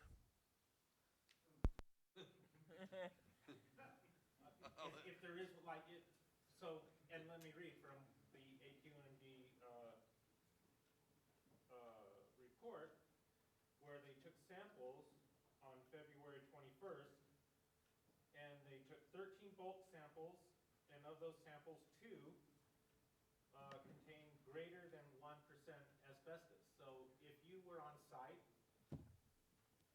at that time and you were encountering that material, and at least 2 of 13 bulk samples contained a percentage of greater than 1% asbestos, would that be considered a safe level of asbestos exposure? If you were there, would you feel that that would be a safe level? Or maybe the first responders, would they be considered safe? Well, asbestos is very different than something like HF that we were talking about before, because there's some things that are acutely hazardous, and then other things that are, you know, sort of cumulative hazards with exposure over time. So asbestos is a known human carcinogen, obviously. We all know that. And so for, you know, the understanding, as much as we understand cancer, one of the understandings is that there is an issue of sort of cumulative exposure to carcinogens over time. And so a very short-term exposure to a carcinogen, although in theory, you know, by really bad luck, you could end up, you know, with a cancer associated with that. It's vanishingly unlikely. With multiple exposures like that, you know, I would say something very different. And so honestly, over years, I mean, is what, you know, when we see people with asbestos-related cancers, they're, you know, people either in occupational settings or in communities where there's been, you know, ongoing long-term exposure to asbestos. And so it's definitely, you know, I'm not saying asbestos is not a problem. Asbestos is clearly a problem, but a very short-term, low level that then is not persistent and continued is, you know, is not likely to be a concern, honestly, from a medical perspective. Okay.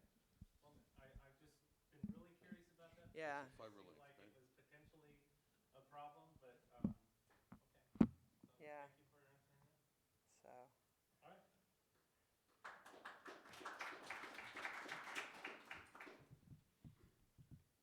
Good evening.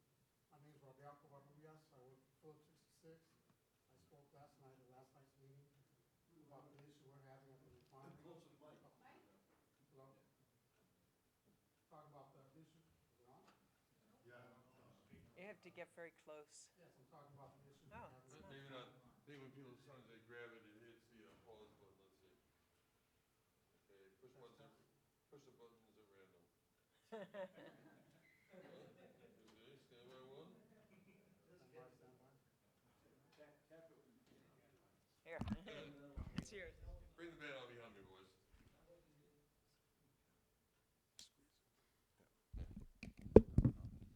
And Carlos will.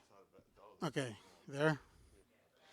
Yes, my name is Rodelco Varrubias. I work for Phillips 66. I spoke last night in last night's meeting about the issue we're having at the refinery, where the company wants to eliminate one of our board jobs and give those duties to the other 2 board jobs. So essentially, right now, I operate a light unit finder and the reformer unit, and now they want to give me a Penix unit and a Butum unit to run together. So that's 4 units. like I brought up yesterday, during an emergency, the workers there believe, and I also believe, I've been working there for 30 years, during an emergency, it's too much for one operator to safely shut down all 4 units. And that is our concern with the company wanting to do this job cut. Now, this job cut did not just happen recently. They wanted to do that 2.5 years ago in 2013. And I'm going to bring up the PSM and the MOOC process. They wanted to do the job cut back in 2013. We had to force the refinery to follow the PSM guidelines and to do an MOOC, which is Management of Organizational Change. They did the initial meeting in 2013, and that is the only involvement that the workers had. And now in 2015, the MOOC is complete, according to them, but when you look at the meeting we had in 2013, some of the concerns and issues that were brought up by the workforce are now omitted from it. Okay? So ultimately, we had to call OSHA. OSHA came to the refinery and is currently investigating to see if the MOOC process was done correctly and the way the law states it should be done. Because one concern we have is the human factors. Can one guy safely shut down 4 units? We don't believe we can, but the company wants to do this and all for the benefit of saving money, cutting 4 jobs and saving whatever it comes out to. So I implore that OSHA and have the inspector, because he talked about issuing a order prohibiting use. I issue OSHA to give that order to the company and not have them cut the job, because they wanted to cut the job starting tomorrow. That's the latest they've told us. We also the workers made a petition regarding their concerns. We gave this to refinery leadership team. To date, we have no feedback from the company as far as our concerns being addressed. So they're not even addressing our concerns, and we're the workers. What about the community? If they don't care about our safety, what about your safety that live next door to us? What about the environment? We have a catastrophic event, it pollutes the environment. It could have disastrous effects to the community and to the workers. So we need you guys to help us and tell Phillips 66 not to cut jobs. It ain't worth saving whatever little money they want to save, because in the long time, like my coworker said, if it kills one person, it's too much. One person getting hurt is way too much. They claim about 0 incidents. They claim about being safety and 0 incidents and not having nobody hurt, but what they're doing is going to hurt somebody eventually down the line. Maybe not tomorrow, maybe next year, maybe 5 years from now, but sooner or later, someone's going to get hurt. Thank you.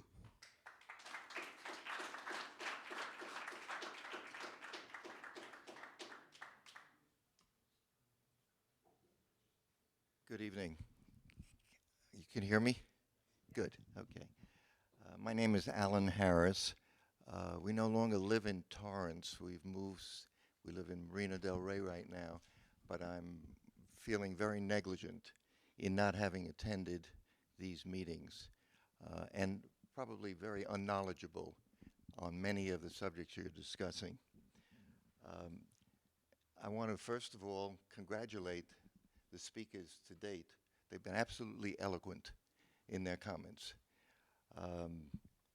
They're concerned citizens, and you get a sense that they're angry, as they very well should be, because of the decorum that you people present. The meeting is very nice and civilized, but I'm angry. And I'm angry because I have 2 granddaughters also. And they're going to be affected in their lives much more so than I. My hair is rapidly receding, as is my time, and I anticipate that the essence of what would come from a meeting like this is going to affect them much more than for myself. The bottom line here is we're talking about public safety, and the environment. And when I hear about companies like BP now being granted additional access to oil drilling, it just kills me when I think of what they've done to the environment. And I understand the political machinations that permitted that to occur. But just some of the things that you did mention in your report, the timing of 3 years and 5 years in many of these instances, I think they're much too long. I think they should be continuous in nature. And I would suggest that the proper people to pay for this is not your taxpayer and not the public, but this should be on the shoulders of the refineries in every sense of the word. They are billions of dollars they're making. And to suggest that it's too much to pay for this or that is absolutely absurd. I think the penalty should be much higher. I think that considering the endangering to everyone, there should be criminal prosecutions involved in this. They should not be limited to civil liability. Because when you start going after the top people, you're going to see change. If they can only spend a little bit more money, they're not interested. It doesn't affect them. And I can suggest a couple of analogies. The bank failures that we all lived through. Not one single person was prosecuted on those matters from a penalty, from criminal penalties. I would also suggest the area of automobiles. There have been studies with disclosures that many of the accidents that occurred, and there's an analogy between the two, and it's talking about money. They made conscious decisions not to correct various defaults with these cars that permitted brake failures and other instances of gross negligence. And those decisions were based on counting pennies, what it would cost them to make the corrections versus what they'd have to pay in liability damages. And so they decided not to make those corrections. I think that's exactly what you're seeing in the case of the oil refineries. Thank you.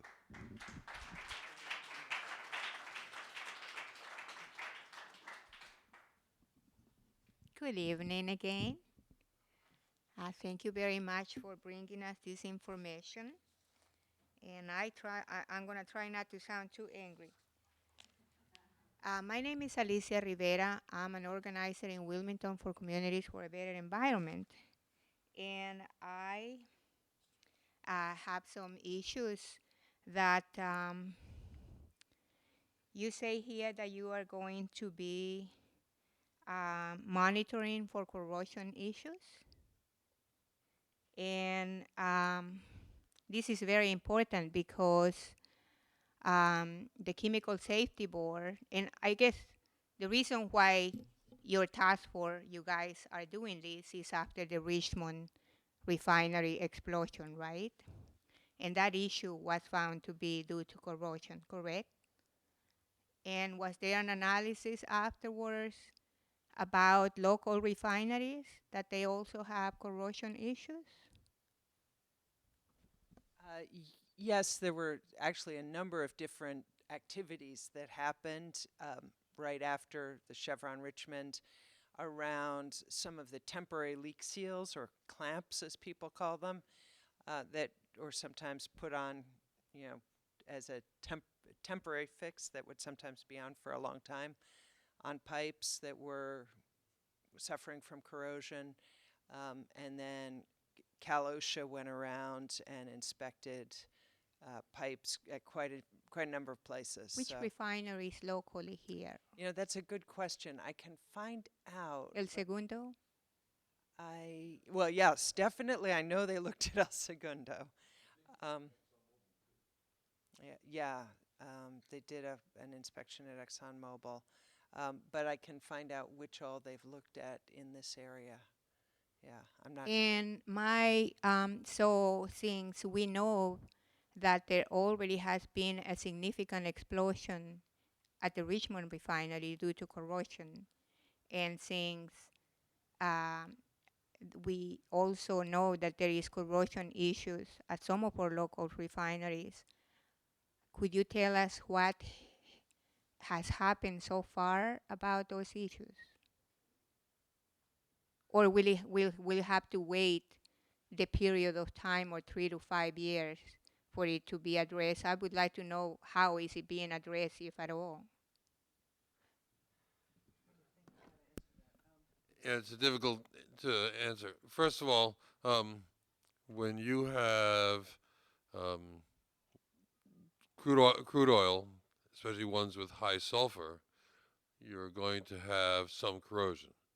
I mean, that's just what happens. The point is that many of these refineries have recognized, especially after, I mean, they knew beforehand, but they also recognize after Richmond what the consequences are of failure due to corrosion. And many have worked on changing out their pipes, for example, with a higher chromium or silicon, I believe, content that are much more resistant to corrosion. Right? Now they have, they have miles and miles of pipe, and so what many of these refineries do is they have an active program to test and and to minimize that. But again, recognizing that high heat, high pressure, sulfur does cause corrosion, and everything corrodes. But I can't give you specifics, but I dare say, especially after the Richmond event, they are more acutely aware and have probably bumped up their processes. What we have here, many of the things that we are doing here is institutionalizing what many of the refineries are doing on a regular basis. But I can't speak to what's going on in the individual refineries now.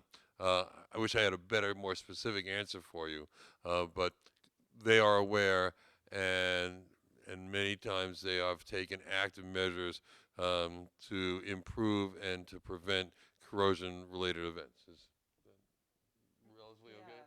Yeah. Right. Because And that's about all. I don't have and I don't want to tell you things that I don't know. Right. But again, there are active programs, and they've learned also how to reduce those. Again, back when they put in a lot of these pipes, they didn't recognize that it was the chromium level in the pipes would help to reduce the amount of corrosion, and so they've learned. In fact, interesting is that Chevron wrote the book in some cases on sulfidation, which is interesting. And so they really had done a lot of work in the past. so if And I hate to do this. We're getting close to time. They're going to kick us out. And I know we have two more presenters. So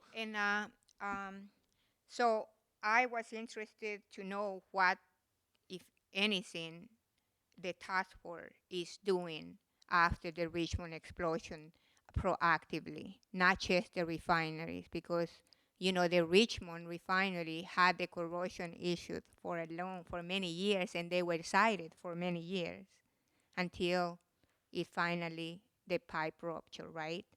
So we hope that the refineries are not being allowed to do the same thing, just patching up things. So my interest it was to know, after that, what proactively methods or are being taken by the task force, because while refineries such as Phillips 66 are cutting down on workforce, they are increasingly switching to dirtier crude that are even more corrosive, as you know, tar sands and bakken. And so I know that material has a different grade than the current crude that they now process. Have you evaluated how, if are you prepared to know, or how you would address the issue of more corrosive material being processed at the refineries, and how you're going to deal with it? The most extensive work that I am aware of right now has been done by the Pipeline and Hazardous Materials Administration of the Department of Transportation, where they did a number of studies on the different types of crude slates, which is different types of crude, and its impact in terms of flammability and corrosion. And that's actually on what's referred to as the FEMSA website at the U.S. Department of Transportation. So there's a lot of very extensive data right there. And it looks like, oh, he's got to run.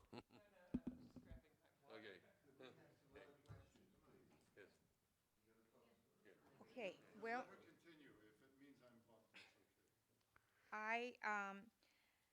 I would like people to know that we have to really be concerned about refineries cutting down on workforce, but at the same time switching to more corrosive type of crude.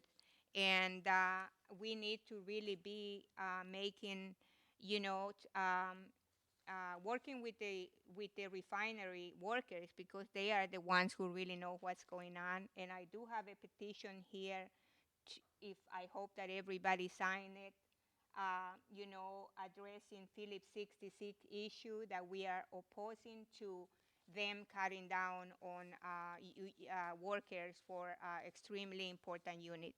Thank you very much.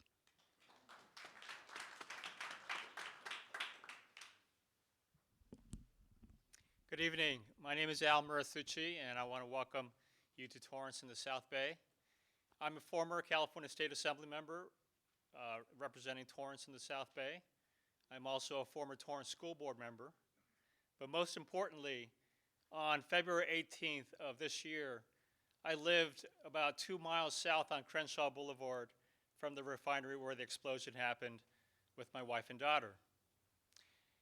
And that was my wake-up call, because I know that the refinery has been an important presence in our Torrance community. It provides hundreds of jobs. It's a major source of revenues for the cities.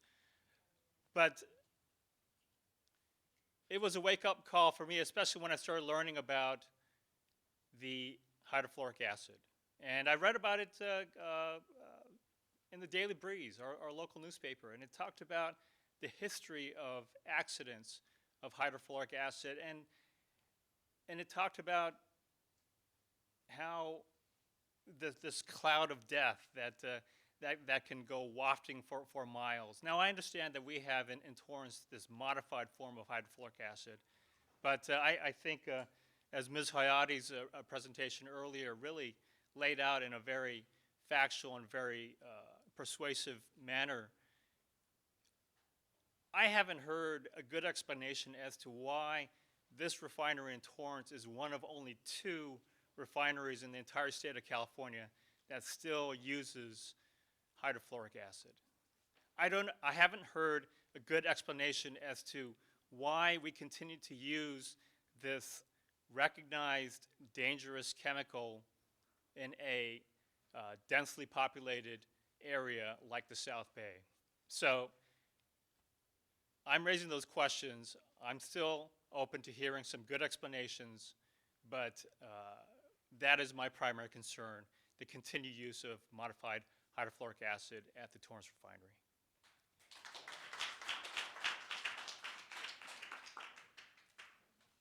Hi, thanks very much for your presentation, for your attention to these comments. I'm Kent Minot. I'm with the Sierra Club. I work out of the campaign office in Los Angeles. And I just want to ask a question about one issue that's been raised here, staffing levels. From what we've heard here, it seems abundantly clear that staffing levels is an environmental issue.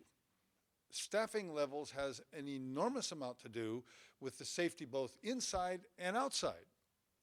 Why, in your report and in the resulting regulations, can there not be either mandated staffing levels or mandated participation by the workers in the refineries in setting staffing levels so that staffing levels are adequate on a daily basis, and it is not up to the refinery owners to set the staffing levels because it's a matter of public safety that they be set right. And further, And furthermore, there's one other issue. We in the Sierra Club came down and actually walked with workers during the Tesoro refinery, and a guy on the picket line explained this to me. And it's sort of been touched on here, but not quite thoroughly explained. Staffing levels are important, but also the collective experience of people who are working in the refinery at the time. In an emergency, you need more people there than are necessary for the non-emergency functioning of the refinery. But of course, you can never tell when an emergency happens, so that the staffing levels have to be set to accommodate the emergency. And that means the people have to have experience working together. One guy jumps for the button, the other guy grabs the safety equipment, somebody else sends a message out to everybody, and a third person gets in a truck, or whatever they have to do. They have to not only know what they individually have to do, but they have to know that the other bases are being covered as well. So that is a kind of expertise that comes from the people on the job, more than from the people in the management. So some kind of mandate like that in the rules, that'd be nice. Thank you.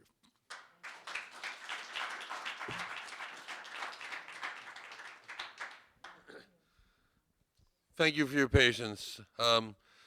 Safety, worker safety, environmental safety, community safety is in the details. And as you can see, we are deep in the details. Your comments, as you've seen, we are going to do our best to address those and to move this forward. The more we can change these to have a working document that we can adopt, the quicker that we can implement these programs. Many of these are being done concurrently without the regs themselves, but we are eternally vigilant. We need everyone to be vigilant, and the refineries themselves, want to keep functioning and don't want accidents. What we want to do is ensure that all that works, so that, again, our workers, our communities, and our environment are protected. So I'm going to turn this over to Dr. Solomon and Greg Vlasic for any final comments. And again, we appreciate your comments. Please sign up for our list so that you can be made aware of future events. Thank you very much. And I just wanted to thank all of you for the really, really helpful, thoughtful comments. I was taking careful notes. I'll be compiling the notes from last night and from tonight, putting it all together. We will be taking serious consideration of everything that we've heard here, plus everything that we're going to hear tomorrow night in Bakersfield. And there were, and I guess in response to some of the frustration I heard in Alicia's comments about what have we done so far, I have to say, well, the regulatory process is not fast. And then what we're trying to do is fairly complicated, and it includes multiple agencies, and we want to do it right. We want to do it thoughtfully. We want to do it with opportunities for input and feedback to check whether we're on the right track. And so some of that takes time. And in the meantime, we don't have all the hammers that we would maybe like to have to, make sure that things are really that we have the kind of oversight that we really want of these facilities. And so we're working toward it, trying our best. And we will be back. We'll be trying to, and I hope that a year from now we'll be able to say we've crossed the finish line and that we'll be really rolling these out. So stay tuned.